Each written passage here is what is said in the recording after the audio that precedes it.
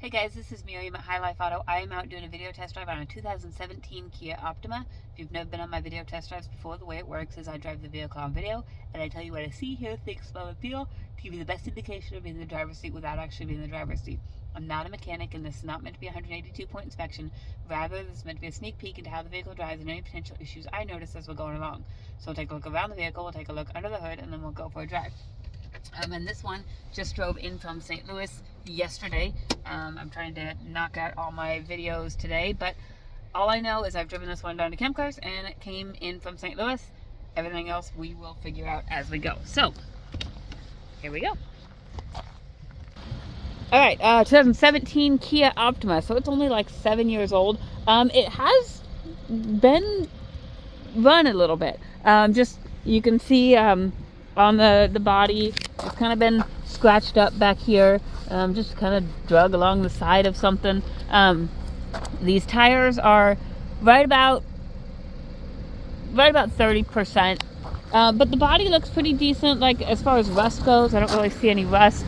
The front tires are probably about 45%. You can see up here on the bumper, it's also got a little bit of rubbing, so something just happened on this side. The bumper is zip tied up there, but it's holding, and like I said, it came in from St. Louis, and it's not going anywhere, so it's a little bit hit and stuff, but it looks like it's all right.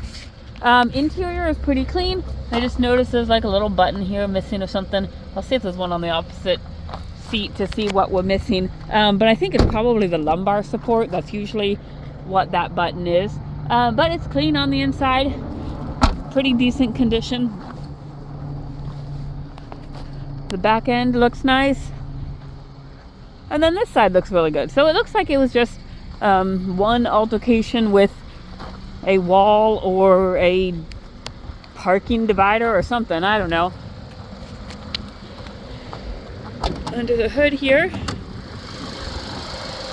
looks like it's been detailed under here. It looks really nice. It sounds good. Oh, cold today. Alright, I'm gonna hop back in.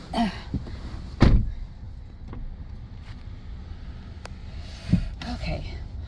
We have a tire pressure light, and then the triangle I think is just a warning, like, hey, there's another light on. So that's the tire pressure light. It says that my tire pressure is low. I don't think it is, but I'll check it when I get back to the office. I'll just make sure that they are up.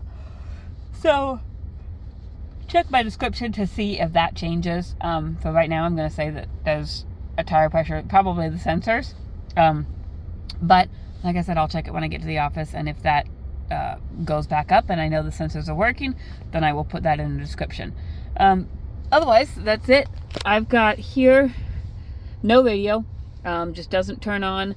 I'm gonna, when I have some time, I'm gonna check the fuse. That's usually my first line of defense. And that's really all that I'm capable of doing. And so if it's not a fuse, I don't know where it is. So, may or may not have a radio. If that's like a kicker, you can always put in an aftermarket, or you can pull in one from a salvage yard or something like that. So, down here, I've got the heat on, and the heat blows out well, which is good because it's like 19 degrees today.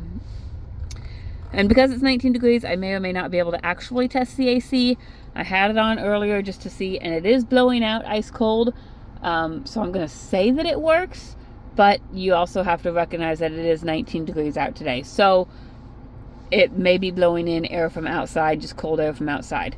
So I'm going to turn the heat back on because it's cold outside, and I don't want the AC. What is drive mode? Let's see what that is. Okay, so drive mode changes it to eco or sport, or you can just turn it off and just have your regular. So if you want better gas mileage, you can turn the eco on. If you're, I don't know, sport is, I assume, if you're just like driving faster and you want more speed or whatever, you can turn the sport mode on. Let me buckle my seatbelt. We'll try our windows. Passenger side window works. Rear passenger side window works. Rear driver's side window works. And the driver's side window works. So we will go and take it for a drive.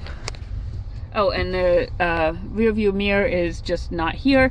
Again, this time of year, everything kind of goes very quickly and happens fast. Sometimes we get stuff looked at, sometimes we get stuff ordered, and sometimes we don't. So just pay attention to the description. Our video is kind of our first line of defense, and we get everything recorded, and then we order stuff and we fix stuff as we have time, and we'll put it in the description as we have time. So that's your first line of defense is the video, your second line of defense is the description, and then after all of that, if you still like it, your third line of defense is to actually come sit in it and do the test drive yourself, and then if you like it, you take it home. So that's your fourth step. It drives very well. It's got really good pickup, and it drives smooth. I didn't hear any suspension noise when I was driving in town, which most of you have heard me complain about the Fort Madison roads. They're not the best, and so if there's suspension noise, usually I hear it when I'm doing my in-town driving, but I did not hear it while I was in town. I don't hear any suspension noise right now. It's driving very well, accelerating well. Left turn signal works, right turn signal works, windshield wipers work. Let me see if I can figure out the fluid. Okay, turn off. I have not yet figured out the fluid. Of course, I also haven't figured out how to turn the wipers off yet, so let's see. So either the wiper fluid doesn't work, or I haven't figured it out yet, and I just don't know which yet. Because I'm trying to, do it while I'm driving. That's not the right button. Okay, it says pull. Okay, so I'm guessing either there's no windshield wiper fluid in there, or the windshield wiper fluid doesn't work, and I'm not sure. So that's another thing to check the description on. I will add some windshield wiper fluid and see if it works. And then if it works, we know that it works. And if it doesn't work, then we know that it doesn't work. Duh. Okay, so there's that. Now I'm gonna stop it. I'm gonna figure out how to turn these wipers off. Okay, that's that. I think I hear, hold on. Okay, wipers go off. Okay, I think I'm out of fluid because I can hear the, let's see, that's off. I can hear the windshield wiper fluid motor working, but there's no fluid. So I think I'm just out of fluid. Again, check the description and see if that's the case. I'm going to honk my horn once that truck's by. Horn works, and we're gonna go check the cruise. If I get the radio working, it's also got the phone controls and all of that, so you can hook up your phone to the radio. I don't know if it's phone like for Bluetooth music and stuff, or if it's just like telephone calls and all of that. But we're gonna go out and drive again. Like I said, it was driving very well. Brakes are good and solid, no grinding or vibration. I'm gonna go check our cruise and call it a day. Okay, let's see. Cruise and set. And let's see, we've got our cruise set and it looks like it's holding. So I've got cruise working. So it seems like all of that works. We got a couple little things. It's got some scratches on the driver's side, some cracks and zip ties and stuff on the driver's side, and then low tire pressure lights and a radio and windshield wiper fluid. So a couple little things and a rear view mirror. A couple little things that may need to be addressed. Again, check my description to see what we have gotten to, and then see what else needs to be done when you take it home. So if you have any questions, my cell phone is 309-267-7200. Thanks, guys.